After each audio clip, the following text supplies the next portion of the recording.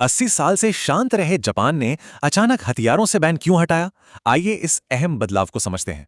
इस ऐतिहासिक U turn को समझने के लिए आज के शांत जापान की तुलना उसके काले इतिहास से करनी होगी। आज जापान की इमेज एकदम बेदाग है।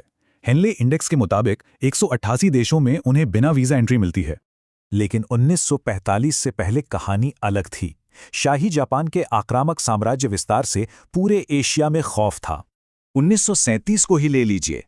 जापानी सेना ने चीन के नानजिंग पर कब्जा कर निर्दोष नागरिकों पर भयानक अत्याचार किए। वहीं यूनिट 731 एक ऐसा खुफिया केंद्र था जहां बेबस कैदियों पर बेहद खौफनाक और अकल्पनीय जैविक प्रयोग होते थे। गार्जियन की एक रिपोर्ट बताती है कि 3000 से ज्यादा कैदी इन क्रूर सैन्य परीक्षणों के शिकार हुए थे। ये आक्रामकता 1945 में हिरोशिमा और नागासाकी पर हुए परमाणु हमलों के बाद ही रुकी, जब जापान ने सरेंडर किया।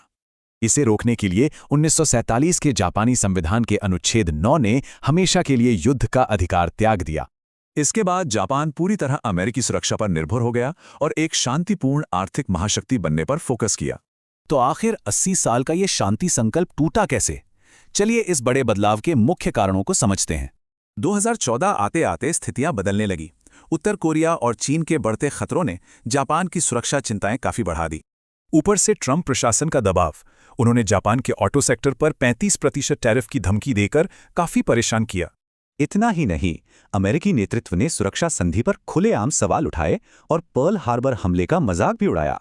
जब अमेरिका ने वहां से रक्षा मिसाइलें हटाईं, तो सहयोगी देश खुद को बेहद असुरक्षित महसूस करने लगे। असुरक्षित महसूस करते हुए जापान ने पुराना बैन हटाकर दुनिया भर में घातक रक्षा उपकरण बेचने का बड़ा फैसला लिया। नतीजतन 11 आधुनिक युद्धपोत बनाने के लिए ऑस्ट्रेलिया के साथ $7 अरब का एक भारी भरकम समझौता सामने आया।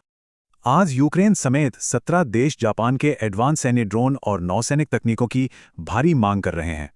सबसे अहम बात, जापान ने भारत के साथ मिलकर खुफिया मोगामी क्लास स्टील्थ फ्रिगेट बनाने का एक बड़ा प्रस्ताव रखा है।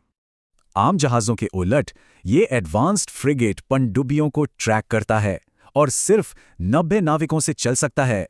भारत के साथ ये तकनीक साझा करना हिंद महासागर में नौसैनिक विस्तार रोकने की एक बहुत बड़ी रणनीतिक चाल है।